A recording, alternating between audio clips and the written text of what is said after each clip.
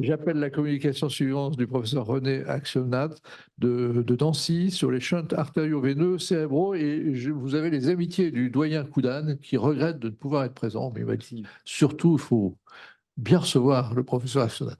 Merci. Mesdames, Messieurs les académiciens, 15 minutes. Hubert, merci pour votre invitation.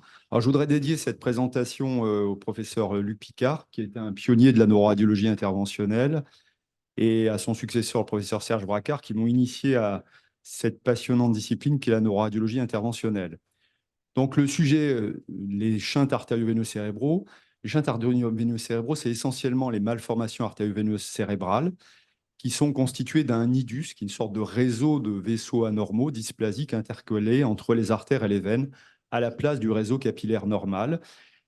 Les autres shunts sont des fistules artério-veineuses piales, mais on les rencontrera plutôt chez les enfants. Et les fistules artério-veineuses sont durales, ne sont pas situées au niveau du cerveau, au niveau de la dure mère. Donc, il s'agit de malformations vasculaires à flux élevé, faible résistance, avec un nidus. Et vous voyez sur ce schéma qui est tiré d'un ouvrage neurochirurgical, puisque les premiers à avoir opéré, traité ces malformations sont les neurochirurgiens. Vous voyez qu'il y a des formes différentes, des localisations différentes. Et actuellement, le bilan se fait à l'aide de l'IRM cérébral qui permet de voir la malformation artério-veineuse. On la voit très bien au sein du parenchyme cérébral avec les vaisseaux qui sont figurés en noir, des vaisseaux qui sont de taille variable, et les réactions du parenchyme autour, ici sous forme d'un hypersignal. On commence à avoir une idée de l'hémodynamique avec l'IRM. On voit que non seulement il y a la morphologie, mais il y a également la circulation qui fait que ce sont des lésions très complexes à comprendre et à traiter. Et c'est en angiographie qu'on voit le mieux le passage de sang dans cette malformation qui court-circuite le circuit normal et qu'on voit également en 3 dimensions sur cette angiographie 3D. Alors, on peut essayer de rentrer à l'intérieur de la malformation, du nidus proprement dit, mais vous voyez que c'est extrêmement compliqué à se repérer. Or, pour le traitement endovasculaire, en tout cas, il va falloir rentrer à l'intérieur, essayer de boucher ce nidus en passant par les différentes artères qui le nourrissent. Alors là, je vous ai montré un nidus avec un flux modéré. Vous voyez qu'il y a des flux beaucoup plus rapides, comme je viens de le montrer, qui peuvent même aller recruter de l'autre côté. Donc le flux, la localisation, la forme, tout ça c'est extrêmement hétérogène d'une malformation à l'autre. Et donc ce qui explique qu'il n'y a pas vraiment de traitement standardisé. De plus, il s'agit d'affections rares, probablement acquises et non congénitales comme on le croyait au début. La forme sporadique, c'est la plus fréquente, mais il y a des formes héréditaires, génétiques, notamment dans le cas de la maladie de Randu-Osler, et puis dans des malformations, des syndromes plus récents, le syndrome malformation capillaire, malformation artério-veineuse. La présentation clinique, elle, en fait, elle est dominée par le risque hémorragique, l'hématome, qui survient qui constitue 4 à 5 des hémorragies intracrâniennes, mais 30 des hémorragies du sujet jeune. C'est souvent des pathologies du sujet jeune, avec un risque de récidive hémorragique après une première hémorragie qui justifie le traitement. Les autres types de présentation, et notamment l'épilepsie, des céphalées et les découvertes fortuites, puisqu'on fait de plus en plus d'IRM. Alors, les traitements endovasculaires, ça fait partie de l'arsenal thérapeutique, comme les autres traitements, le traitement chirurgical, la radiothérapie, qui est une radiothérapie en conditions stéréotaxiques, en utilisant le gamma knife ou le cyberknife en une fois, avec comme inconvénient un délai d'action en moyenne de 3 ans. Et puis les associations, chirurgie précédée par une embolisation ou embolisation suivie d'une radiochirurgie. Bon, je ne vais pas détailler, il faut juste comprendre qu'il s'agit de lésions qui sont très complexes, très distales, sur des tout petits vaisseaux, et qu'on a à notre disposition des microcathéters extrêmement fins. Donc, c'est l'intérêt de la technologie, avec des microcathéters à la fois fins, souples, qu'on peut diriger avec des guides, et dont l'extrémité fait moins d'1/2 mm.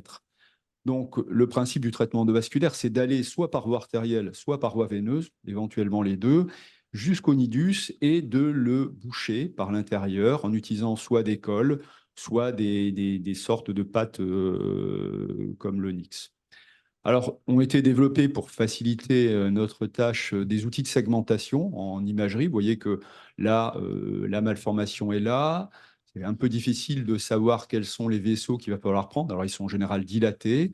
mais ces chemins sont très tortueux et on peut, avec des outils de segmentation, visualiser les chemins et faciliter la navigation. Donc, on peut naviguer en 3D sur cette image plus ou moins virtuelle et aller jusqu'au niveau du nidus de cette façon. Alors, la décision thérapeutique, elle est au cas par cas, elle est multidisciplinaire, donc il faut tenir compte du contexte clinique, faire un bilan, bien sûr, la concertation pluridisciplinaire, définir les objectifs du traitement. En principe, c'est la guérison complète quand on se lance dans un traitement, estimer les risques du traitement et puis, bien sûr, faire participer le patient à la discussion et lui donner le temps de réflexion. Il n'y a pas de consensus dans la littérature, il y a des prises en charge différentes selon les équipes, selon les expertises, mais elles sont toutes prises en charge dans des centres experts, dans le cadre d'un réseau FAVA Multi, qui est un réseau de maladies rares, et le plus souvent, ce sont dans les CHRU. Alors, il faut distinguer deux cas assez différents. C'est la mave rompue. La mave rompue, c'est une urgence, hein, c'est un hématome qu'il va falloir parfois évacuer chirurgicalement en urgence, ou un anévrisme, c'est-à-dire une zone de fragilité de la mave qu'il va falloir traiter en urgence là aussi parce qu'il y a un risque de récidive hémorragique, ou alors on ne trouve pas de zone de rupture, ça arrive parce que la zone de rupture peut être au niveau veineux, et ni non plus, il n'y a pas non plus d'hématomes compressibles. Dans ces cas-là, le traitement va être fait à distance par l'une ou l'autre des méthodes. Alors, un petit exemple, c'est une patient qui fait une hémorragie à la fois sous-arachnoïdienne et intraventriculaire. Vous voyez que la malformation artéroveineuse sur cet angioscanner est située au niveau du cervelet, mais ce qui a saigné, c'est ce petit anévrisme, en fait, qui est situé sur un des vaisseaux afférents à la malformation et qui est responsable de l'hémorragie.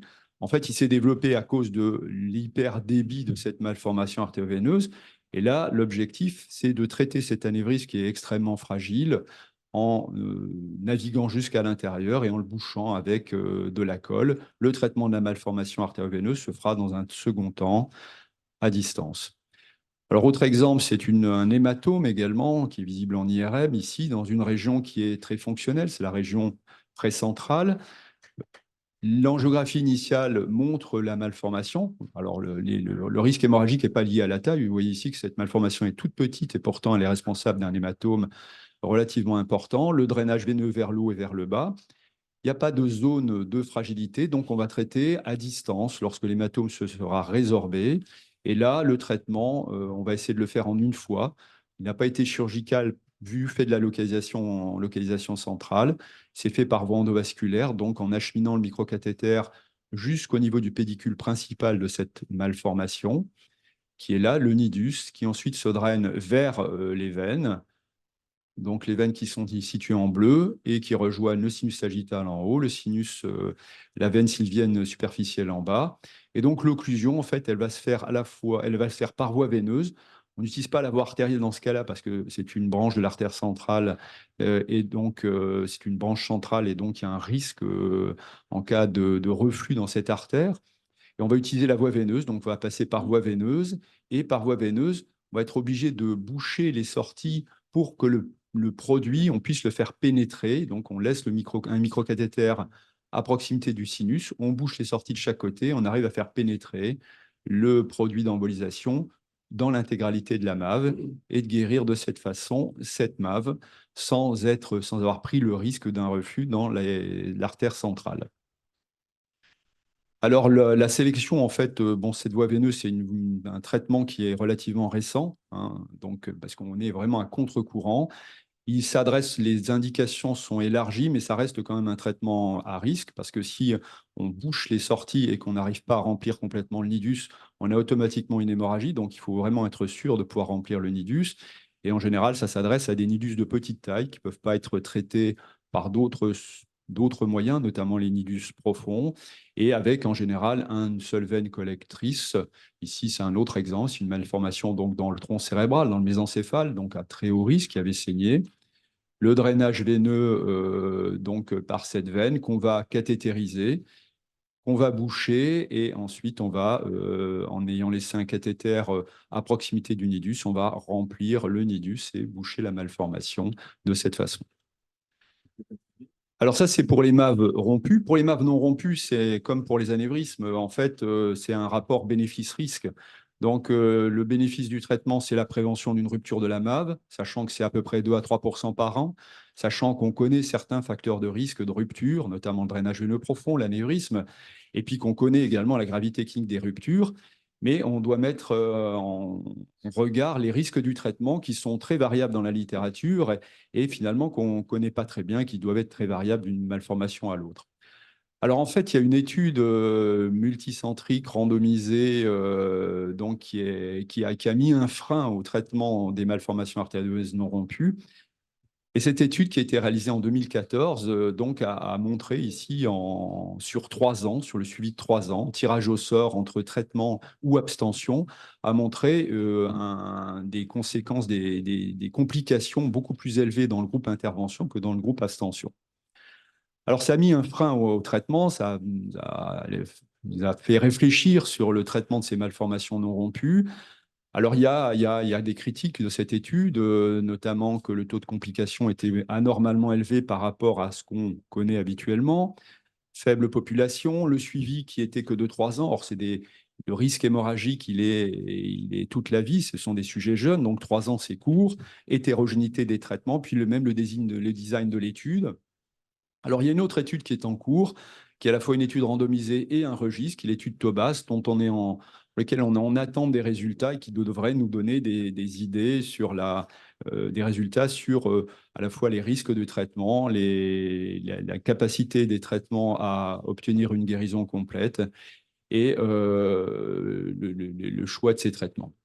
Alors, pour le moment, on a des consensus donc, qui sont supportés par plusieurs sociétés savantes pour dire que ce sont des lésions très complexes, que l'étude Aruba dont je viens de vous parler, elle ne peut pas être appliquée pour toutes les malformations artério-veineuses, qu'il faut de toute façon systématiquement avoir une concertation pluridisciplinaire et que les traitements peuvent être indiqués dans des malformations artério-veineuses non rompues pour des AVM de grade 1 et 2.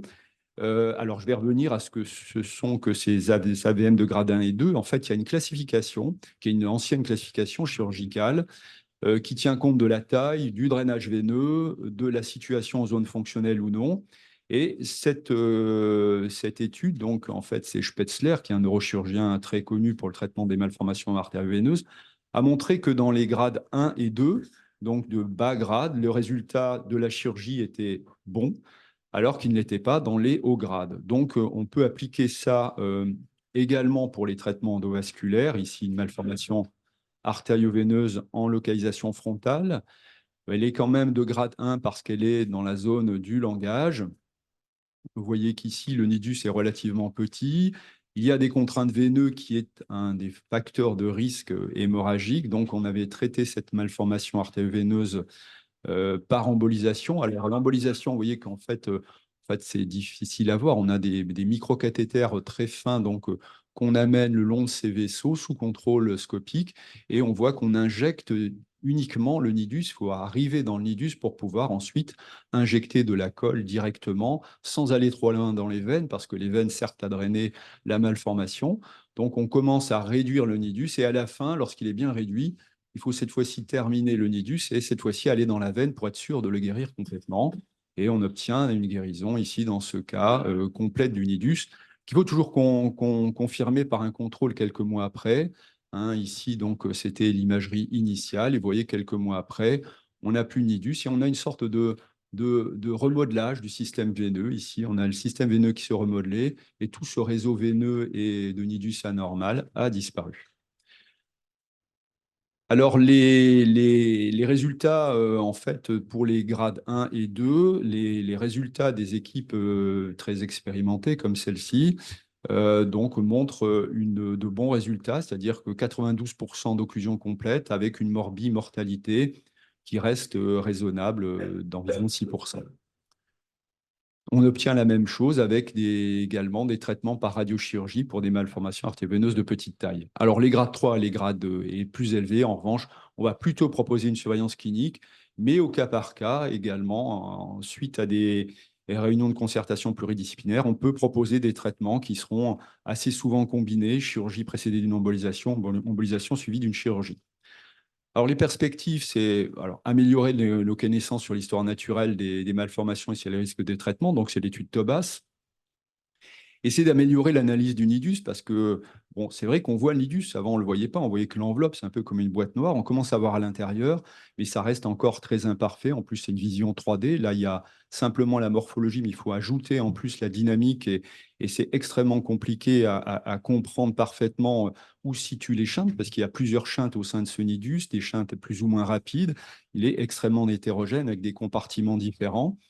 C'est l'amélioration de nos traitements. Et puis également, c'est d'autres voies thérapeutiques. Alors, je voudrais terminer par finalement essayer de comprendre pourquoi on développe ces malformations artéroveineuses. Et on commence à mieux comprendre le développement de ces malformations artéroveineuses. Donc, ici, j'ai pris les schémas de cette revue récente donc qui finalement fait un parallèle entre l'angiogénèse pathologique des tumeurs et l'angiogénèse pathologique des malformations artéroveineuses. Alors, en fait, l'angiogénèse, elle se développe dans la période post-natale. Donc, à partir d'un réseau autour du cerveau, il y a une pénétration de ces vaisseaux à l'intérieur du parenchyme, puis un développement donc, qui est très actif pendant la période postnatale, puis qui devient quiescent à l'âge adulte, mais c'est une quiescence qui est contrôlée. Et alors pour des raisons qu'on n'explique pas toujours très bien, cette quiescence va être perturbée. Alors pour les tumeurs, c'est les cellules tumorales qui vont agir et entraîner une néoangiogénèse. Pour les malformations artéroveineuses, on va développer, probablement sous l'effet d'une mutation d'une cellule endothéliale, un stade plus ou moins précoce. Plus le stade est précoce, plus la malformation, finalement, elle va être très étendue, puisque on a vu que ça correspond finalement à la migration de ces cellules qui vont constituer la vascularisation du cerveau de la périphérie vers l'intérieur. Donc, atteinte précoce, malformation très étendue, atteinte plus tardive, elle va être moins étendue, plus superficielle ou plus profonde. Et puis, il y a un mécanisme, on appelle ça la seconde hit théorie, avec à partir d'une prédisposition génétique et d'un deuxième événement qu'on ne connaît pas vraiment, d'un déclencheur, la néoangiogénèse va se développer. Et enfin, en fait, tous ces travaux et cette meilleure compréhension, elle ouvre des nouvelles perspectives de traitements médicaux des MAV. Donc, je ne vais pas détailler les traitements. Alors, ça existe déjà pour les malformations superficielles, mais il y a des études qui vont débuter pour le traitement des malformations artéroveineuses en s'appuyant sur ces travaux. Et je voudrais conclure donc sur l'importance de la prise en charge multidisciplinaire et de garder le patient au centre de cette prise en charge. Il doit faire partie, doit être actif dans son traitement, notamment pour ce qui concerne les malformations non rompues. Je vous remercie. Merci beaucoup. Merci René de ce résumé, cette démonstration exemplaire.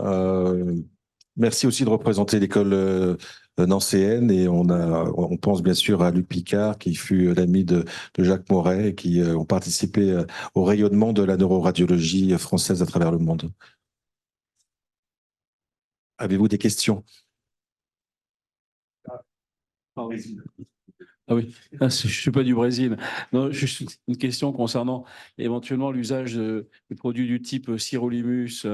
Est-ce que ça se développe? Parce que dans les malformations artério-veineuses périphériques, ça, on voit très bien des guérisons incroyables qu'on obtient avec à la fois l'embolisation, mais également les médicaments du type sirolimus. Oui, c'était, en fait, effectivement, c'est les dernières diapositives. C'est de dire Oui, que c'est un peu ça.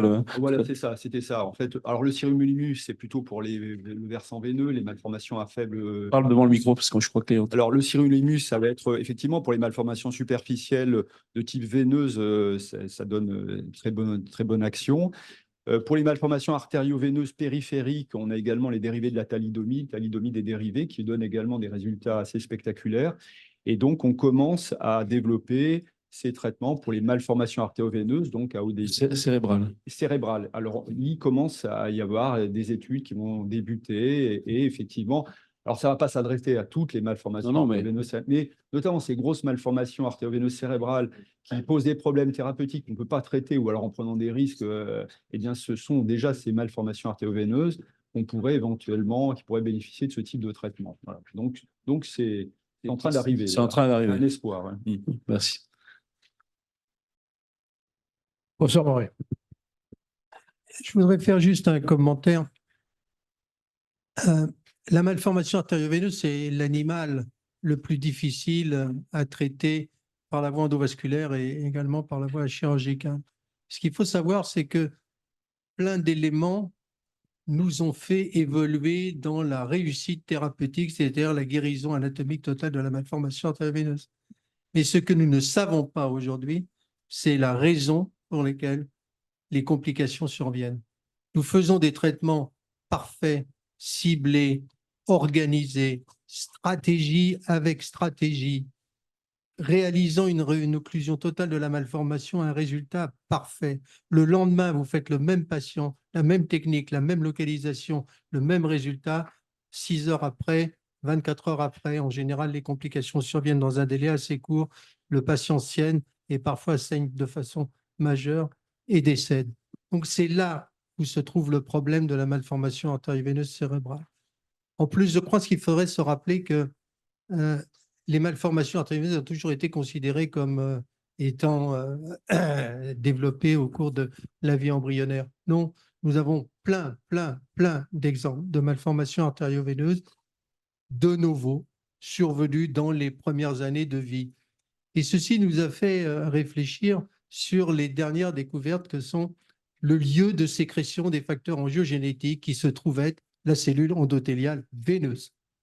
Et la cellule endothéliale veineuse, c'est sûrement par là que les produits